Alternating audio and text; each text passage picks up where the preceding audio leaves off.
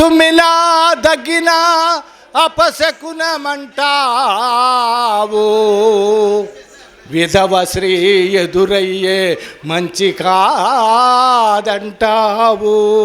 చచ్చింది భర్త అయితే భార్య ఏమి చేయు, చచ్చింది భర్త అయితే భార్య ఏమి చేయు, ఓదార్చే గుణమొదిలి బాధించలేలరా.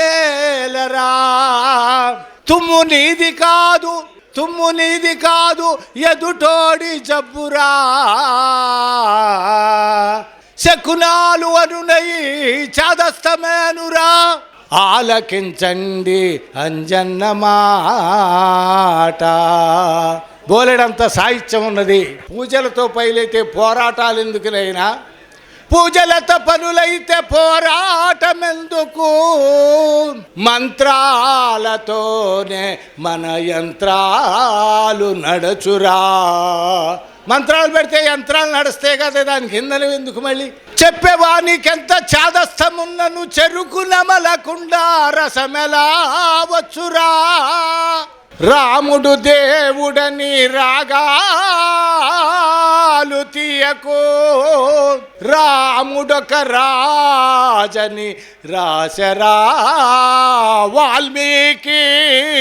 వాల్మీకి రాయలేదు రాముడు దేవుడని, నువ్వెందుకు ఏడుస్తావు అని చెప్తా ఉన్నావు. భార్య నన్ను మానిల్చి బహురచ్చ చేసిన సీతమ్మ చరణేడు పడలలేను. వామ్మో, ఈ సీతమ్మ చరణం పడలేనని చదువు ఒక ఆడమే అంటుంది. ఎందుకంటుంది? సీత పుట్టిన దగ్గర నుంచి ఆమె ఆత్మహత్య చేసుకునేంత వరకు కూడా ఎన్నో చెరలు పడ్డాది. దాన్ని మసిపూసి మారేడుగా చేసి అగ్ని పునీతని అవని అంటూ ఉన్నారు. ముక్కు కోసిన వాణ్ణి తప్పనని లోకము,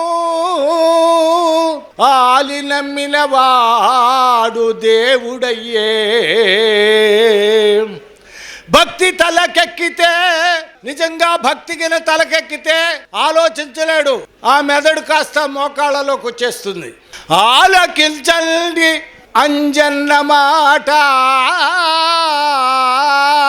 చార్వాక రామకృష్ణ గారు మనకొక విజ్ఞానమైనటువంటి ఒక క్షేత్రాన్ని మనకిచ్చాడు. ఆయన్ని మనం వారి యొక్క వారసులైనటువంటి సుధాకర్ గారు ఈ కార్యక్రమాన్ని దిగ్విజయంగా ప్రతి సంవత్సరం నడుపుతూ వేలాది మంది హేతువాదులకు ఇక్కడ స్థానం కల్పించి మనందరినీ ఒకటిగా చేశారు. మానవుడే మహనీయుడు, మానవుడే మహనీయుడు, శక్తిపరుడు యుక్తిపరుడు, మానవుడే మహనీయుడు. ఈ మాట మహాకవి శ్రీశ్రీ అన్నాడు. ఎందుకన్నాడు? ప్రపంచంలో లేకపోతే ఈ జగత్తులో, చరాచర జగత్తులో 80 లక్షల జీవరాశులు ఉన్నాయని, వాటన్నిటికీ ఎలాంటి ఏ శక్తితో పని లేకుండా జీవిస్తున్నాయని, ఒక్క మానవుడే అతి శక్తివంతుడై కూడా బలహీనుడై దాసుడై దాసోహం అంటున్నాడు అనేటువంటి విషయాన్ని చెప్పడానికే మహాకవి శ్రీశ్రీ అన్నాడు. మనకంటే ముందులే ఎంతోమంది మహానుభావులు మనకు సాహిత్యాన్ని అందించారు. మనకు చాలామంది రచయితలు, గాయకులు, 18 కోట్ల తెలుగు ప్రజలు ఉన్నటువంటి సమూహంలో ఇక్కడ ఉన్నటువంటి 1000 మందో 2000 మందో అజ్ఞానాన్ని పారదోలి విజ్ఞానము సంతరింపజేయాలని చెప్పి కోరుకున్నటువంటి వాళ్ళే ఇక్కడ ఉన్నటువంటి వాళ్ళంతా. నేను పాట పాడినా, మీరు మాట మాట్లాడినా అందరం కలిసి భవిష్యత్తులో ఏం చేయాలనేటువంటి విషయాన్నే మనం ఇక్కడ చర్చించుకొని వెళతాం. గుర్రంజాసుగా గారు అన్నారు ఏమని? ఓరి నాయన, పాపం పుణ్యం స్వర్గం నరకం అనేటువంటి ఇవన్నీ పదాలే తప్ప చనిపోయిన వాడెవడు మళ్ళీ తిరిగి రాలేదు అని చెప్పి గుర్రంజాసుగా గారు ఒక పద్యంలో అంటాడు. ఎన్నో ఏళ్ళు గతిల్చిపోయినవి, ఎన్నో ఏళ్ళు గతిల్చిపోయినవి, కానీ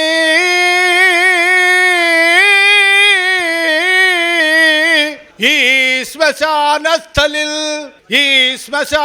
స్థలిల్ కన్నుల్ మోర్చిన మందభాగ్యుడు ఒకడై నన్ను లేచిరాడు అకట ఎన్నాళ్ళీ చలనమ్ములేని శయనమ్ము ఏ తల్లులల్లాడిరో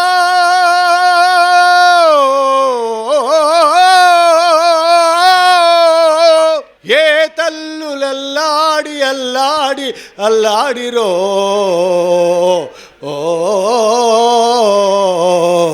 అందుకని మహాకవి శ్రీశ్రీ కూడా అన్నాడు, మళ్ళీ జన్మ లేదు, ఎందుకురా నాయన తాపత్రయపడతావు అని చెప్పి. మనకిప్పుడు అత్యంత భయంకరమైనటువంటిది సమాజంలో సనాతన ధర్మం కావాలని ఒక కోత కూస్తూ ఉన్నారు. సనాతన ధర్మం అంటే ఏమిటి? సనాతన ధర్మంలో మనం ఒక్క వాక్యాన్ని మనం ఊహించుకుంటే అది అవసరమా అని చెప్పి ప్రతి ఒక్కడు ఎలుగెత్తి చాటేటువంటిది. భర్త చనిపోతే భార్య బ్రతికుండగా ఆ చితిలో వేసి గడలతో పొడిచి చంపినటువంటి సనాతన ధర్మం కావాలట. ఇదేనా మనకు కావాల్సినటువంటి సనాతన ధర్మం? అసలు రామాయణం ఒక్కసారి తిరగేయాలి. రాముణ్ణి ప్రేమించేటప్పుడు రామాయణాన్ని చదవాలి. అంబేద్కర్ని పూజించేటప్పుడు అంబేద్కరిజం చదవాలి. మార్క్సిజం కావాలనుకుంటే మార్క్సిజం చదవాలి. చెప్పితే వింటం కాదు. రాముడు దేవుడని రాగాలు తీయకు, రాముడొక రాజని రాసరా వాల్మీకి రాయలేదు రాముడు దేవుడని, నువ్వెందుకు ఏడుస్తావు అని చెప్తా ఉన్నావు. భార్య నన్ను మానిల్చి బహురచ్చ చేసిన సీతమ్మ చరణేడు పడలలేను. వామ్మో, ఈ సీతమ్మ చరణం పడలేనని చదువు ఒక ఆడమే అంటుంది. ఎందుకంటుంది? సీత పుట్టిన దగ్గర నుంచి ఆమె ఆత్మహత్య చేసుకునేంత వరకు కూడా ఎన్నో చెరలు పడ్డాది. దాన్ని మసిపూసి మారేడుగా చేసి అగ్ని పునీతని అవని అంటూ ఉన్నారు. ముక్కు కోసిన వాణ్ణి తప్పనని లోకము ఆలి నమ్మిన వాడు దేవుడయ్యే. భక్తి తలకెక్కితే, నిజంగా భక్తికిన తలకెక్కితే ఆలోచించలేడు. ఆ మెదడు కాస్త మోకాళ్ళలోకి వచ్చేస్తుంది. ఆలకించండి అంజన్న మాట. నా పేరు అంజయ్య. నేను రాసిన పద్యాలు 180 పద్యాల్లో 80 పద్యాలు క్రోడీకరించి దాన్ని రికార్డు చేస్తే అవి జన విజ్ఞాన వేదిక వాళ్ళ ద్వారా అమెరికా, సింగపూర్ దేశాల్లో ఉన్నటువంటి మన ఆలోచన కలిగిన వాళ్ళు తీసుకెళ్లారు. అందుకని వేదాల్లో ఏముంది అని అంటే, ఇందాక మన వాళ్ళు చెప్పారు, నువ్వు ఏ పనికి వెళ్ళాలన్నా యాగం చేయాలి, ఎటు వెళ్ళాలన్నా అయ్యగారిని అడగాలి. మీలో ఎవరినైనా ఒకళ్ళని నేను ఒకటి అడుగుతా, ఏదో ఒకటి చెప్పకపోతే మీకు కూడా సాటిస్ఫై ఉండదు. కాబట్టి ఏదో ఒకటి చెప్తారు, అది అవునా కాదా? నేనేమంటానంటే, చండి యాగము చేయ పండునా తెలంగాణ చాదస్తమున్నట్టి చవక మాటల తీరు. పూజలతో పనులైతే పోరాటమెందుకు?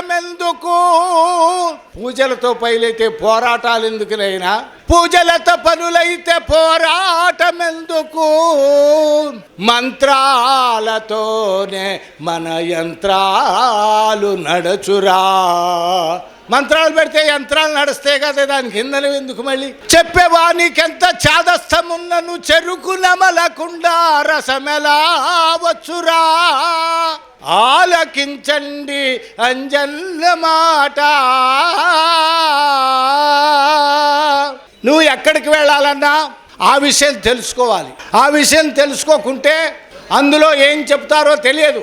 ఇవాళ కూడా ఆడపిల్లలపై చాలా వ్యత్యాసం చూపుతూ ఉన్నారు.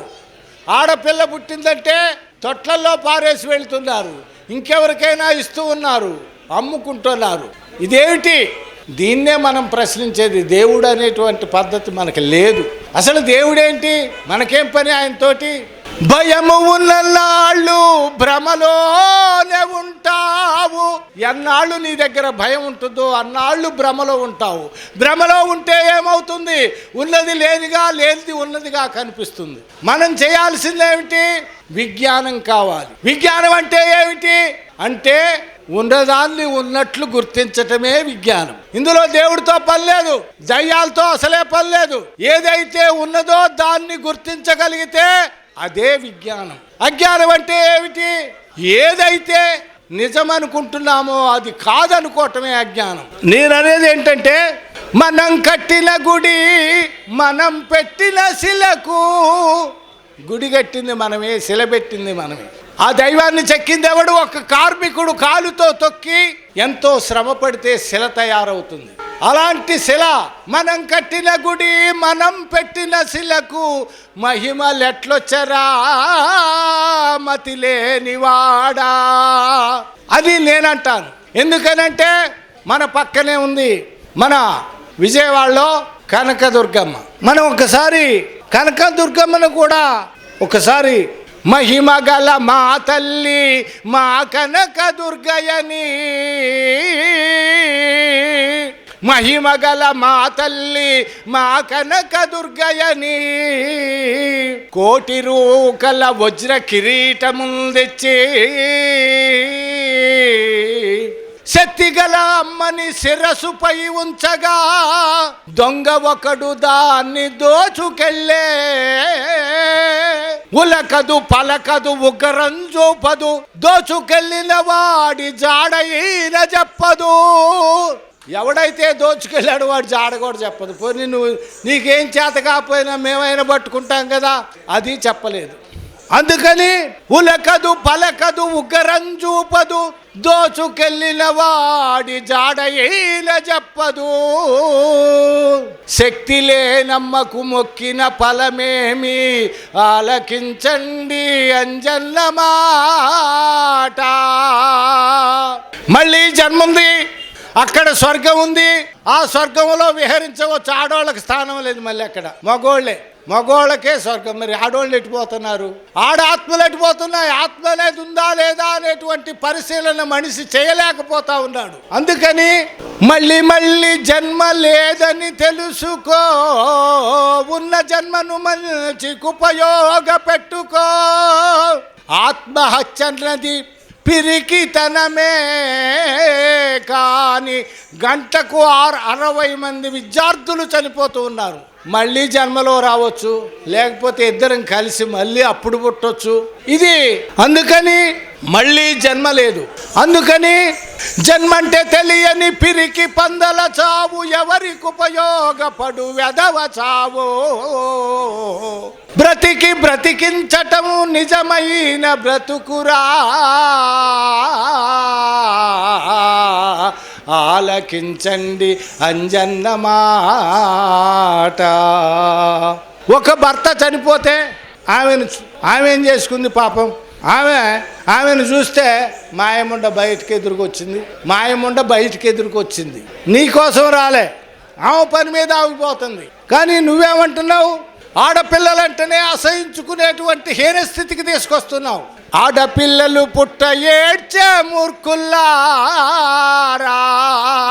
ఆడపిల్లలు పుట్ట ఏడ్చే మూర్ఖుల్లారా, మగవాళ్లకు నువ్వు జన్మిస్తివా చెప్పు. నిన్ను కన్నదాడదే నీ భార్య ఆడదే, నీకు ఆడది పుట్ట శోకమెందుకు వచ్చే? కొడుకు కావాలనే కోర్కె తన్నులకేరా, వృద్ధాశ్రమాలను నింపేది వాళ్ళురా. ఆడది లేకుంటే బూడిదే ఈ జగతి, ఆలకించండి అంజన్న మాట. అసలు మనం ఇక్కడికి వచ్చింది ఎందుకు? మూఢనమ్మకాలు నా దగ్గర ఉన్నది మీ దగ్గర, మీ దగ్గర ఉన్నది మా దగ్గర నేర్చుకొని మనం మన ప్రాంతాల్లోకి వెళ్ళి ఏం చెప్పాలా అనేటువంటి విషయాలకి ఇక్కడ వేదికగా ఉన్నటువంటి రామకృష్ణ గారి చార్వాక. తుమ్మినా దగ్గినా అపశకునమంటావు, విధవ శ్రీ ఎదురయ్యే మంచి కాదంటావు. చచ్చింది భర్త అయితే భార్య ఏమి చేయు, చచ్చింది భర్త అయితే భార్య ఏమి చేయు. ఓదార్చే గుణమొదిలి బాధించలేలరా. తుమ్ము నీది కాదు, తుమ్ము నీది కాదు, ఎదుటోడి జబ్బురా. శకునాలు అనునయి చాదస్తమేనురా. ఆలకించండి అంజన్న మాట. బోలెడంత సాహిత్యం ఉన్నది. సమయం ఇక్కడ మనం చాలా తక్కువ సమయం ఉంది కనుక మధ్యలో పాడాలా. సాహిత్యం చాలా ఉంది. అన్నకు 80 సంవత్సరాలు. ఈ కంచుకంఠం ఎవరికైనా ఉంటుందా? 80 సంవత్సరాల వయసులో కూడా ఇంత పెద్దగా పాడడం అనేది చాలా అందరికీ ఈయనకు ఒక వరం.